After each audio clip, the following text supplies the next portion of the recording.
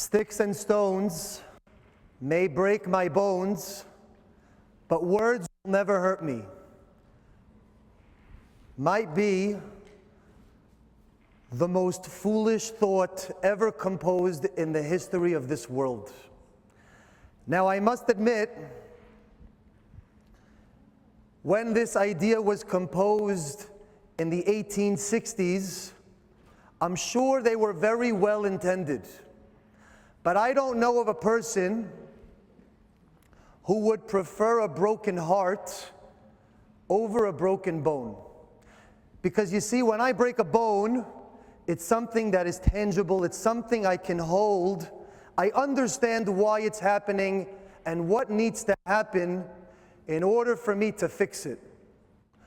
But when I have a broken heart, very often, I don't quite understand why it's happening. I don't really know what needs to happen in order for it to be healed properly. I feel lost, I feel confused, I feel stuck, I feel alone.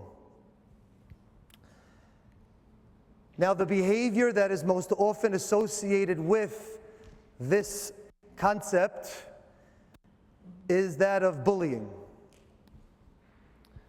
I'd like to define the word bullying because I believe bullying is a very misunderstood word. It's very loosely used, and when used in an improper context, it could have dangerous ramifications.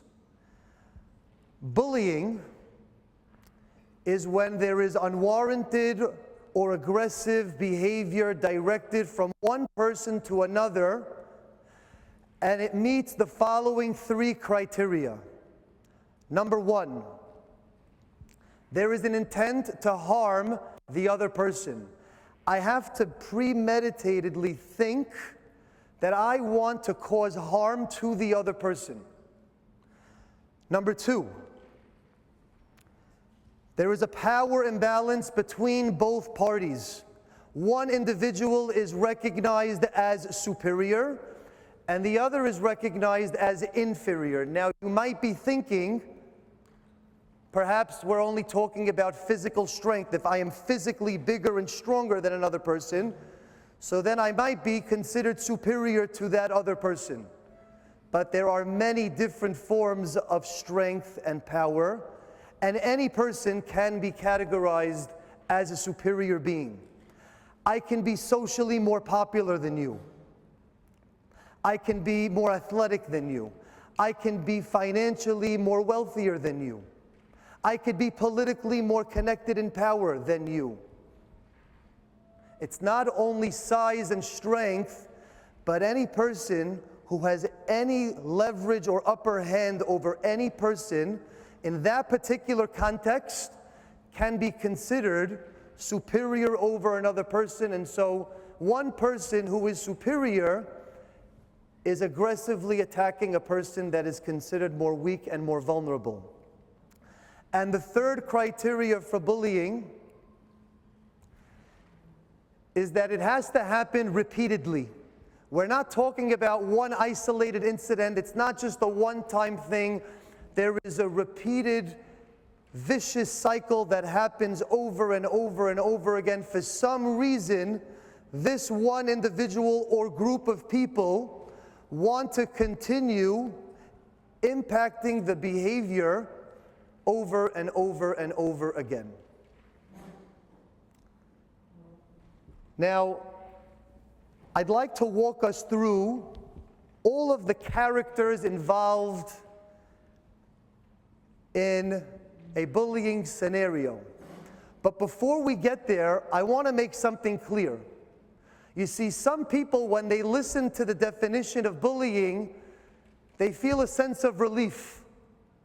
I don't meet those criteria, and so therefore, potentially, I might be in the clear, I might be a good person. I don't necessarily have to be considered a bully in order for my words to have negative impact on another person. I want to take you back in time with me to when I was in the 6th grade. It was a very vulnerable time in my life. My parents were fighting. I felt insecure about myself. I wasn't happy getting out of bed every morning. And then I got to school. And all I wanted to do was just be a kid. I just wanted to have some fun and be like everybody else. And I got to the recess field. And everybody was making teams for football. And when I wanted to play, they told me I could not. And so it happened one time, two times, and I said, okay, maybe I'll get included the next time. But after a while, I couldn't take it anymore, and on one recess afternoon, I broke down hysterically crying because I thought my life was not worth living. I thought to myself, what is wrong with me? Why doesn't anybody like me? And so the teacher came over to me and he said, Aaron, what's wrong with you? Why are you crying? Can I help you? And I said, please, I don't need anybody's help. I'm just fine. It's probably going to end up worse if I get your help. He says, no, I promise you, you can trust me. You can rely on me. I'm here to help. What is going on? And I explained to him what was going on, and he came right away to the group and he said, recess is canceled. I can't believe you guys are acting the way you're acting. Unacceptable. We're going back inside. And of course, naturally, we're walking back to class, and every single student came over to me to tell me, thank you so much for getting us into trouble. Way to go, big shot. How dare you cause us a discomfort? How dare you cause us an inconvenience? Way to go. And nobody in that room knew this, but I would go home day after day crying, miserable, wondering if I was no longer here on this planet Earth, would anybody even notice? Would anybody even care? There were days where I planned running away from home. There were days where I planned potentially taking away my own life because I hated the life I was living. And I thought to myself, no human being should ever have to feel and endure what I feel and what I experience each day that I'm alive. And I want to ask you a question. Do you think I cared? Do you think any victim cares if the people that are attacking that person are clinically defined as bullying? You know what? Maybe there wasn't an intent to harm. You're off the hook, you're in the clear. But you get to walk away from that experience and you get to go back to your regular life, business as usual. I didn't. I go home and it sits with me. The victim goes home and the body knows the count. Our body, our mind, our soul, it doesn't forget. It's keeping track and it's keeping record. And each and every time a human being experiences an attack or an assault in an aggressive and unwarranted fashion, it's one step closer to them coming to the realization that perhaps they don't belong here on planet Earth with the rest of us. And we never know when it's going to be that time to push somebody past that threshold to ultimately come to that recognizable conclusion. So let us now walk through the different characters that make up either a bullying or an aggressive scenario. Person number one, we have the bully. And the million-dollar question is, why does a bully do what it does? Why do they choose to be so mean? Now I have a theory. This theory is an idea that I came up with after years and years of my own personal experiences and as an adult watching time and time again people choosing to hurt as opposed to help. And the theory is called the step-up staircase theory. You see, there's something interesting that each and every one of us have to go through in life.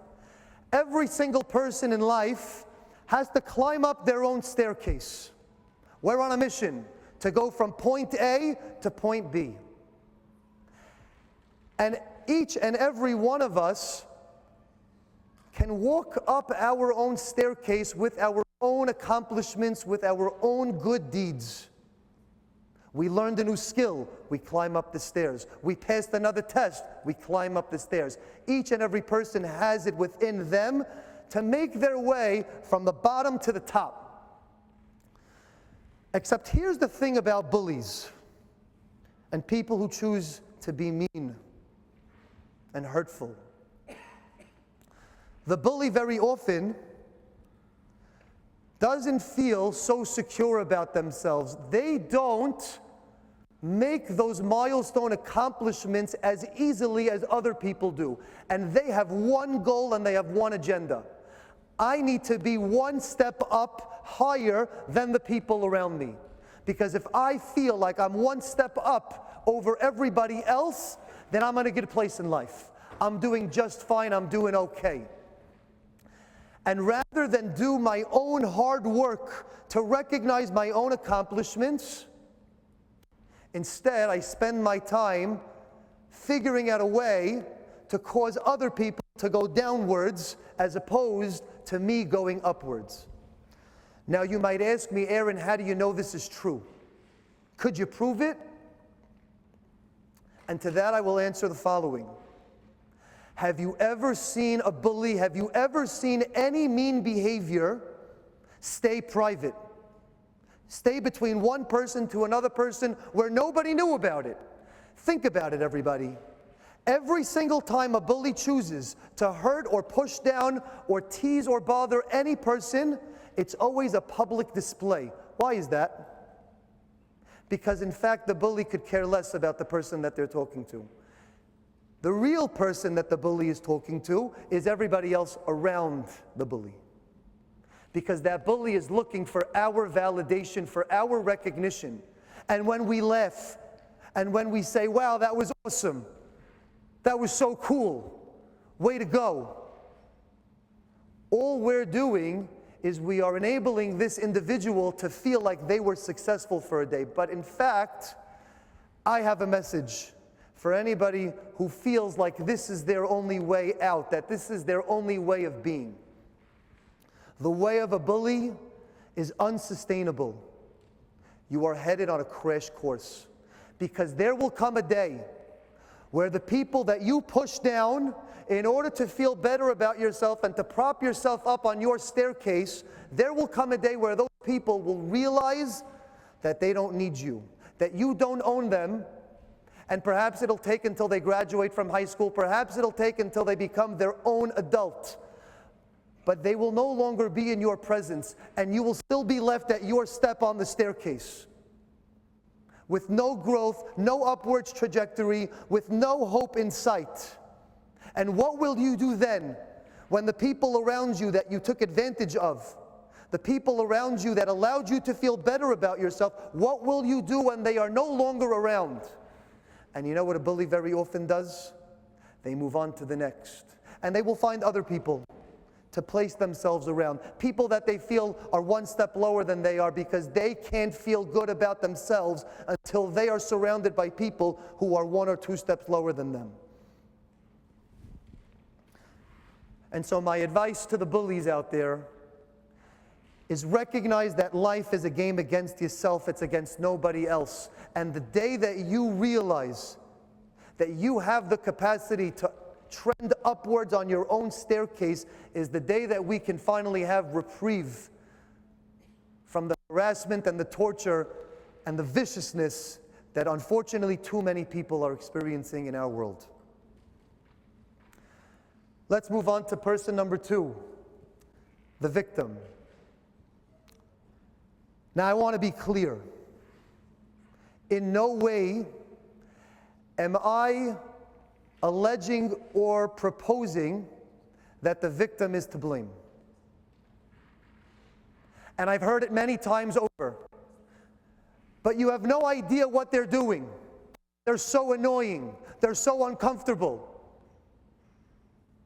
They're so difficult to be around. Why can't they just keep their mouth shut and not get themselves into any type of trouble? You're right. Sometimes us human beings, we don't always make the best choices. But I want to be definitively clear There is no excuse and no justification for any one human being, I don't care what they do, that should result in any person being attacked, being made fun of, simply for the purpose of wanting to see them in pain, simply for the purpose of wanting to prop yourself up so that you can feel better about yourself. But I do have some advice for the victims that are out there. It's interesting, anytime I've ever had any conversation with a child who is getting picked on, I always ask them the same question. Why do you allow these people to be considered more powerful than you? Why are you giving them control? Because you see, in that power imbalance, there is an act of submission. I have to concede my power to you. And I ask them, why are you giving up? Why is it so easy for them to be regarded as more powerful than you? You have so much greatness that is inside of you that if it was simply uncovered and recognized on the surface level, we would not consider you to be any less better or important or valuable than any other person in the room. And you know the answer I get every single time I ask this question? I didn't realize that was possible. I didn't realize that that was a choice, that I have a say in the matter. I just assumed that this is the way it is. Dr. Carol Dweck very beautifully introduced to our world the power of a growth mindset, and she explains the following. There are two types of mindsets in this world. There is that of a fixed mindset, and there is a growth mindset. And the fixed mindset essentially says, I am who I am and I cannot change. I'm just not a math person. I'll just never be good at sports. I'll never be the funny person. I just won't have the loving family that I always wanted to have for myself. I am who I am and it will be forever. The growth mindset offers an alternative. And the growth mindset says, anything can happen. Anything is possible. We all have the capacity to change and to grow and to climb. With hard work, determination, and resiliency, any one person could go anywhere they want in life. Now you might be thinking, that sounds really great, and maybe it's true for other people, but it'll never be true for me. And my message to you is, I'm sorry you feel that way. I'm so sorry that we live in a world that not one human being has ever reached out to you to say, I feel you. I'm with you. You are not alone, and you are a superstar. And on that, I say I am sorry that you don't feel this way. And I don't blame you if you are skeptical about the concept of a growth mindset, about the power of change. But I hope that my presence on this stage, giving a TED Talk about this very topic, is a testament to the concept that anything is possible. Because if you told me when I was a kid that one day I would be giving a talk about this topic on this stage, I would have laughed in your face. I would have frankly gotten upset with you for joking around with me and toying with my life. But we as human beings have to recognize that change is possible. And at the right time, the right people will be lucky enough to consider themselves your friends. The right people will be lucky enough to say that they get to be surrounded by you. And if it isn't true for you today, then just keep on holding out for that hope that one day it will come.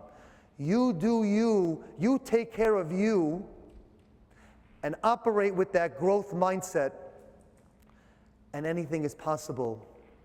Everything could be for you at your disposal. Let's now move on to the final character, the bystander. Now, it's important to point out that the bystander makes up the majority of the characters in the scenario. I know they are simply character number 3 of 3, but if you think about it, in any one given situation, there's only usually one victim. Very often there's one bully, there could be more. And then everybody else in the room is considered a bystander. And that's where all of us come in. Because we all hear things, we see things, we are around things. But very often we are afraid to act on things. Very often we tell ourselves and convince ourselves, there is nothing for me to do here, I'm just going to sit this one out. So I'd like to share with you the top 3 reasons that a bystander normally offers about why they can't get involved, and perhaps through this exploration we can maybe change the mindset and the approach of the bystander and the impact that they could potentially have. The first thing I always hear is, it was just a joke. I didn't think anything of it. Everybody knew it was a joke. I can't believe that kid took it so seriously. You see, human beings, we are conditioned to feel for other people. But there are 2 different ways that we can feel for other people. We can sympathize or we can empathize. Sympathy is when I understand how another person feels because I myself went through that experience before. So if I have a friend who lost a dog, and I once upon a time had a dog, I think back into my collective memory bank and I ask myself, how did I feel when that happened? Now I know how they feel. And that is the auto default of how us human beings connect on an emotional level with the people around us. But there is an alternative to connecting emotionally with another person. We can empathize. Empathy is a much harder form of human connection, because empathy asks of a human being to consider how somebody else is feeling despite the fact that you've never been through it before. You have no memory bank to draw from, and you put yourselves in their shoes and you ask yourselves, even though it's never happened to me, how must they be feeling? And if any one of us were to simply empathize over sympathize, we would come to the logical conclusion that it wasn't just a joke. That everybody understood that it was obvious that I didn't mean it in that way. Because when we empathize over sympathize, we would understand better how other people are experiencing and feeling what they're going through. And so advice number 1 to the bystander, even if you've never been through it before, consider how that person is feeling from their vantage point, not just from yours. Number 2, if I help, I could be next. And I'm not interested in being in the line of fire from the bully or from the mean individuals around me, so I'm just going to lay low. And I hear you. Very valid. I don't want to bring unnecessary attention to myself. I'm in survival mode myself. I don't need to bring that attention into my life. But I ask a question to all of the bystanders. Where is your integrity? Where is the obligation to do the right thing simply because it is the right thing to do? Not because anybody is watching you, not because a cookie or a medal or a trophy waiting at the end of the road. Where is the honor, the dignity, the integrity that we should have for all human beings, for all human life? You know, I laugh. I think it's quite comical. When we're on the other end of it, we're in uproar, it's an outrage. I'm a sports player, so excuse for the sports reference here.